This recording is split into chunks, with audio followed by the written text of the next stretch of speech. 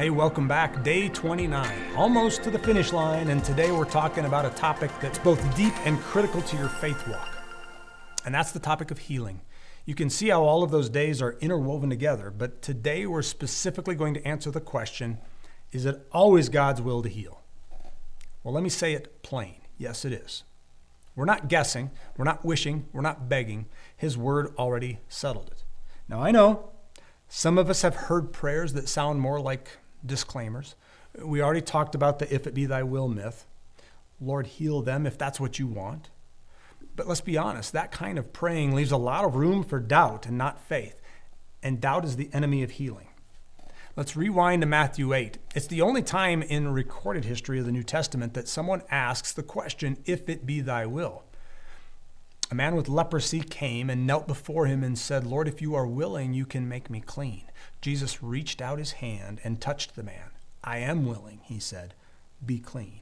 Immediately he was cleansed of his leprosy. Jesus answers with no hesitation, I am willing, be clean. Some have used this verse to indicate that we should always ask God if it's his will to heal. I read an article from a pastor just this week saying just that. He said, we can't know whether it's God's will to heal or not. And I push back on that hard.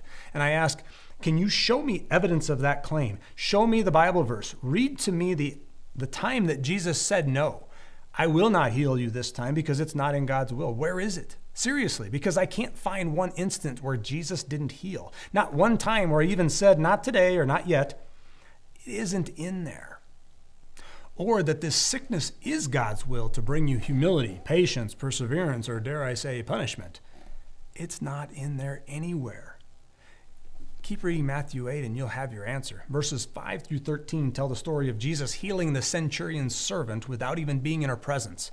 Then verses 13 and 14, Jesus heals Peter's mother-in-law. I don't know if Peter necessarily asked him to do that, but she was healed.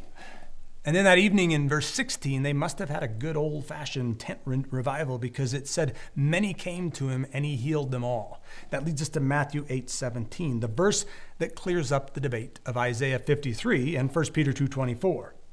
What debate, you ask? Isaiah 53 in the King James Version says, he bore our griefs and carried our sorrows, and finishes with, by his stripes we are healed. The NIV uses the words, took up our pain and bore our suffering. Then 1 Peter says he bore our sins on the cross so that we might die to sin, and by his stripes we were healed. Many have argued those two verses prove it was referring to salvation and our sins by his stripes, the lashes on his back and the death on the cross, and that's what means that we are saved. And I can see the argument until you read Matthew 8:17. This was to fulfill what was spoken by the prophet Isaiah. He himself took up our infirmities and bore our diseases. The word infirmities in Hebrews means sickness, illness, ailments. It wasn't just our sins, it was much, much more.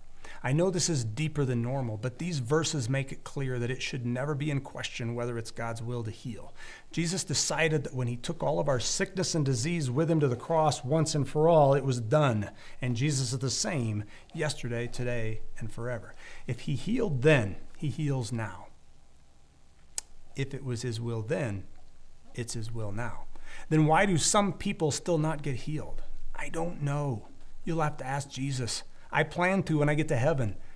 There are so many variables that you and I can't possibly fully understand this.